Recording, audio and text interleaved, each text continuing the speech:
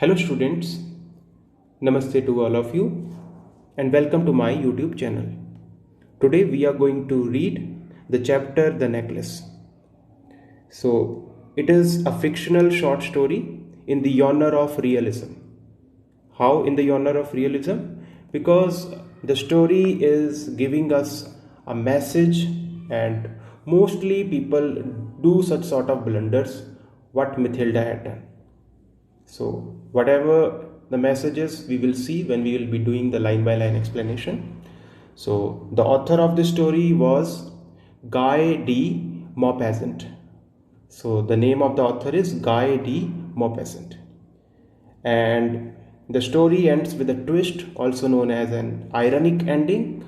So what is that ironic ending and what message we are getting, that we will be doing now in the explanation part.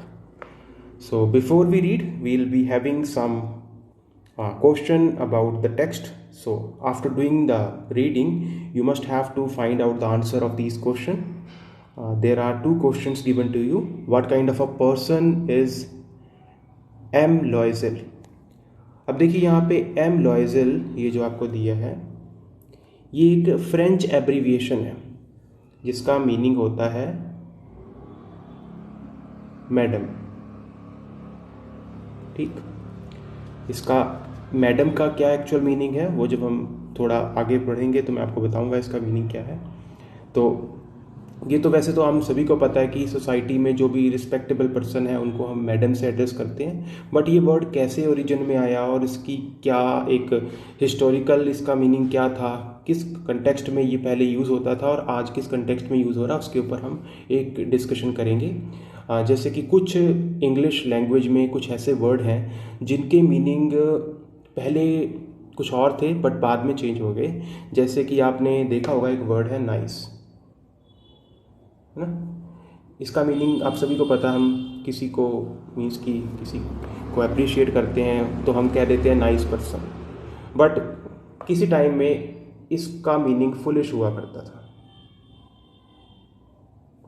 वही बात है कि words के meaning time to time change होते रहते हैं. इसी तरह से मैडम वर्ड का भी मीनिंग कुछ और था, वो जब हम आगे का पार्ट रीड करेंगे तो मैं आपको उसको डिटेल में डिस्क्राइब करूंगा. अभी मैं आपको सिर्फ टेक्स्ट की लाइन बाय लाइन एक्सप्लेनेशन देने वाला हूँ. ठीक. She was one of those pretty young ladies. तो ये जो हैं उन प्रेटी यंग लेडीज में से एक हैं. Born as if through an error of destiny, जो कि एरर ऑफ डेस्टिनी का शिकार हुए हैं, कि मतलब भाग्य से वो एक गलत जगह पे उनका जन्म हो गया, पर उनकी डिज़ायर्स ड्रीम्स बहुत बड़े हैं. Into the family of clerk, क्योंकि उनका बर्थ जो है क्लर्क की फैमिली में हुआ. तो फर्स्ट लाइन में हमें कहा गया है she was one of those pretty young ladies born as if through an error of destiny.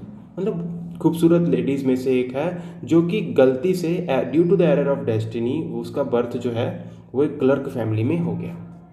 She has no dowry, no hope, no means of becoming known, loved and married by a man either rich or distinguished. And she allowed herself to marry a petty clerk. अब देखिए बेटा, उसके पास कोई dowry नहीं है, कोई hope नहीं है, कोई मीन्स ऑफ बिकमिंग नोन, मतलब वो जानी पहचानी नहीं जा सकती, लोगों में उसकी जान पहचान नहीं है ज़्यादा, और उसे इस बात की होप नहीं है कि उसे कोई लविंग और अच्छा एक हस्बैंड मिलेगा जिसका नाम होगा, रुतबा होगा, क्योंकि ये सारी चीज़ों के लिए डाउरी रिक्वायर्ड होती है, और मतलब जिसके साथ उस पर्सन की मैरिज होने वाली हो वो भी नोन होने चाहिए, तभी वो होता है. तो देखिए, कई लोग कह देते हैं कि ये जो डाउरी सिस्टम है ये सिर्फ इंडिया में ही है. ऐसा नहीं था, ये हर सोसाइटी में है, क्योंकि मेल डोमिनेटेड सोसाइटी जहाँ जहाँ है वहाँ ये डाउरी सिस्टम प्रोमिनेंट है. तो हम इसको किसी एक सोसाइटी के साथ रिलेट नहीं कर सकते, तो यहाँ भी हम उसको उस कंटेक्स्ट से ले रहे हैं कि ये मेल डोमिनेटेड सोसाइटी के कंटेक्स्ट में है.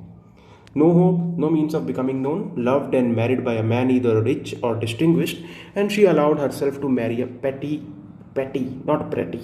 तो यहाँ पे वर्ड है पेटी, इसको प्रेटी मत कह देना. देखो, ये प्रेटी है और ये पेटी है. ठीक. तो प्रेटी का मतलब तो होता है ब्यूटीफुल, है ना. पेटी का मतलब होता है स्मॉल, छोटा. पेटी clerk in the office of the board of education. She was simple but she was unhappy. Simple है बट बहुत नाखुश है. शी सफर्ड इंसेसेंटली कौन सा वर्ड है यहाँ पे? इंसेसेंटली। इंसेसेंटली का मीनिंग होता है कॉन्टिन्यूसली, ठीक है, इसका मीनिंग होता है कॉन्टिन्यूसली। सो इंसेसेंटली का मीनिंग होता है कॉन्टिन्यूसली। तो यहाँ पे कहा है she suffered incessantly feeling herself born for all delicacies, और वो बहुत ज़्यादा सफ़र करती है, लगातार सफ़र करती है, और ये ऐसा सोचती है कि उसका जन्म तो हर तरह की डेलिकेसीज के लिए हुआ था, हर तरह की मतलब लग्जूरियस फूड के लिए हुआ था। तो डेलिकेसी का मीनिंग होता है लग्जूरियस फूड, जो बहुत खाने में लजीज चीज़ें होती हैं, उसके लिए उसका बर्थ हुआ था, एंड लग्जरीज के लिए हुआ था। She suffered from the poverty of her apartment, अपने अपार्टमेंट की पावर्टी से सफ़र करती है। The shabby wall and the worn chair, जो शैबी वॉल है और वॉर्न चेयर है, उससे सफ़र करती है। All these things tortured and angered her, ये सारी चीज़ें उसे बहुत टॉर्चर करती हैं और उसे बहुत गुस्सा भी चढ़ता है ये सब देखकर, अपना ये हाल देखकर। When she seated herself for dinner opposite her husband, who uncovered the tureen, जो कि तुरीन जो है उसको तुरीन का मीनिंग होता है a deep ball with a cover. तो एक डीप बॉल जिसमें कवर हो उसको तुरीन कहते हैं। तो डिश जो थी उन्होंने तुरीन में थी, और वो उसको जो उसको अनकवर करते हैं, उसका जो लिड है, जो कवर है, उसको अनकवर किया, एंड जो डिलाइटेड एयर है वो पूरे इन्वायरमेंट में फैल जाती है। मतलब जहाँ वो बैठे हैं, पूरे इन्वायरमेंट में तो नहीं, कहने का मतलब यानी कि जहाँ वो बैठे हैं वहाँ वो एयर जो है वो फैलती है, एंड वो कहता है oh the good pot-au-feu, I know nothing better than that, कि इससे बेहतर तो मैं कोई और चीज़ नहीं जानता।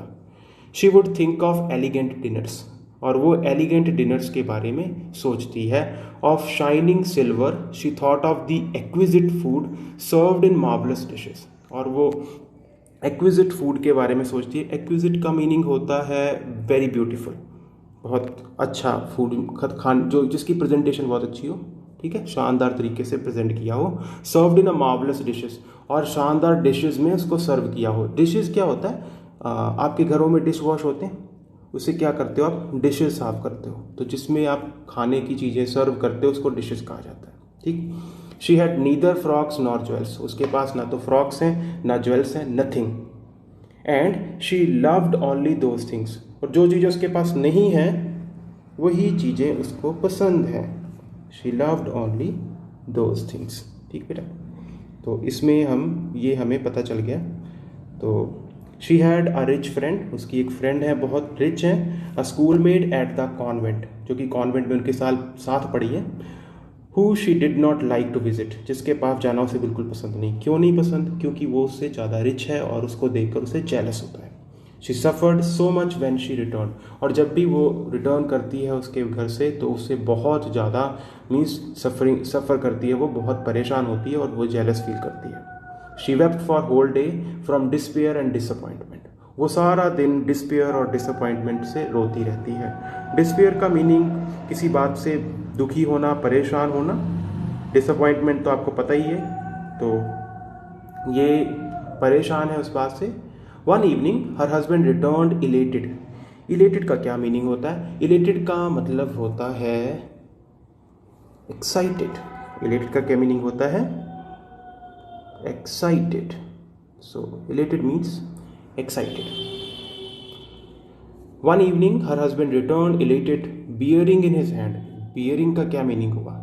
यहाँ बियरिंग का मतलब है कैरिंग, लेके आना। In his hand a large envelope, एक लार्ज इन्वेलप जो है वो लेकर आ रहे हैं। Here he said here is something for you, कि तुम्हारे लिए कुछ खास है। क्या खास है देखते हैं। She quickly Drew out a printed card, अब वो उसमें से एक प्रिंटेड कार्ड जो है वो जो खास चीज़ है वो अभी वो चेक करने वाली वो खास चीज़ क्या है, प्रिंटेड कार्ड निकालती है। On which were inscribed these words, जहाँ पे ये वर्ड्स इंस्क्राइब किए हैं, उकेरे हैं, रिटर्न लिखे हुए हैं। तो क्या लिखा है? The minister of public instruction and madam George Ramponneau, तो जो minister of public instruction madam George Ramponneau जो हैं, ask the honour of mister and madam Loisel's company, ये मैंने आपको बताना था। Mister and madam Loisel's company, अभी वैसे आपको पता चल ही गया होगा कि मैडम और मिस्टर किस कंटेक्स्ट में यूज़ किया गया। तो ट्रेडिशनल इंग्लिश में मैडम का मीनिंग होता था माय लेडी। ओके, तो ये मिस्टर एंड मैडम लॉयजर्स कंपनी। आज इसका मीनिंग चेंज हो चुका है। Monday evening January 18 at the ministers residence. Minister के रेजिडेंस में मंडे इवनिंग को जनवरी 18 का ये दिन है और इनको इनविटेशन दिया गया, तो ये इनविटेशन में जाने वाले हैं। इनवाइट किया तो जाने वाले हैं, है ना। तो आगे देखते हैं क्या होता है। Instead of being delighted as her husband had hoped, जैसे कि उनके हस्बैंड ने सोचा था कि वो इस कार्ड को देखकर खुश हो जाएगी, she threw the invitation spitefully invitation को फेंक देती है। स्पाइटफुली क्या होता है? मेलिशियसली, क्रूअली, बहुत ज़्यादा मेलिशियस तरीके से, क्रूअल वे के साथ वो उसे फेंक देती है। अपॉन द टेबल मर्मरिंग, और मर्मर करती है। मर्मरिंग होता है बड़बड़ाना। इंग्लिश में 3 वर्ड हैं, एक है मर्मरिंग, एक है मटरिंग, एक है विस्परिंग। तो विस्परिंग का मतलब होता है खुसफुसाना और मर्मरिंग का मतलब होता है बड़बड़ाना। जब हम गुस्से में होते हैं तो हम बड़बड़ाते हैं। What do you suppose I want with that, कि तुम क्या चाहते हो कि इससे मैं क्या करूँ, मतलब ये मेरे लिए किस काम का है। बट माई डियरी, डियरी का मीनिंग होता है someone who is very dear to you. Expensive, dear का मतलब एक्सपेंसिव ही होता है, तो जो आपकी लाइफ में बहुत मायने रखता है, जिसकी कीमत बहुत है, उसको हम डियर ही कह देते हैं। I thought it would make you happy, you never go out and this is an occasion and a fine one, everybody wishes one and it is very select. Very selective कहने का मतलब उनका, तो ये बहुत सेलेक्टिव है। Not many are given to employees, तो ये सभी एम्प्लॉयज़ को ये नहीं दिया गया। Not many are given to employees, कि एम्प्लॉयज़ में से सभी लोगों को ये नहीं दिया गया, कुछ सिलेक्टेड लोगों को दिया गया। You will see the whole official world there, और वहाँ तुम हर ऑफिशियल पर्सन को देख सकते हो, मिल सकते हो। ठीक है, तो आज के लिए इतना काफ़ी है। बाकी का जो पार्ट है, इसके बाद क्या होता है, क्या वो हाँ कर देगी या उसको नई ड्रेस परचेज़ करके दिलानी पड़ेगी, तो ड्रेस के लिए पैसे कौन खर्चने वाला है, ये सारी चीज़ें हमारे लिए भी सस्पेंस हैं। सो लेट्स सी कि नेक्स्ट वीडियो में क्या होने वाला है। इस चैप्टर में हम नेक्स्ट वीडियो के बारे में थोड़ा सा डिस्कस और नहीं करेंगे, तो अभी हम इसको एंड कर देते हैं and we will discuss the remaining part tomorrow. Thank you.